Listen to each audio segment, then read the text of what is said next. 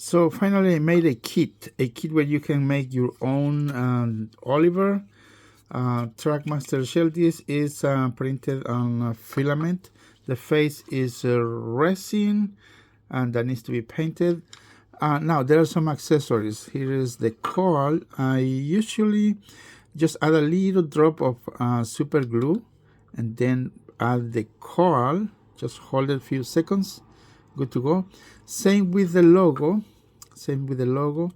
It's optional. You can either add this logo or you can buy some decals of eBay. That's about $10 or $11 for the decals. Now the decals will never match the shade on this shell, neither with the original Thomas, just so you know. But this is an optional things that you can do. The number 11, that needs to be glued also and can be painted, as in this case I painted the center with yellow marker. Just you need to be very careful painting it, and then it looks good. Here's a sample. Like I say, face, it's resin. You can make your own custom model. Just glue it once it's ready. In my case, what I did is I just painted the edge all around and leave the faceplate, I'm gonna name it faceplate, whatever it is, clear. So then when you add the face, it sticks to the model.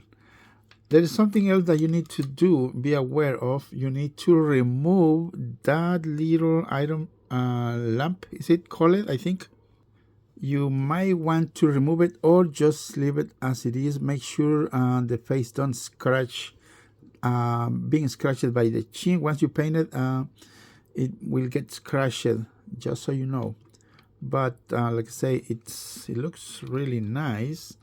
On my model, this sample, I might paint the doorway, I think, and the windows.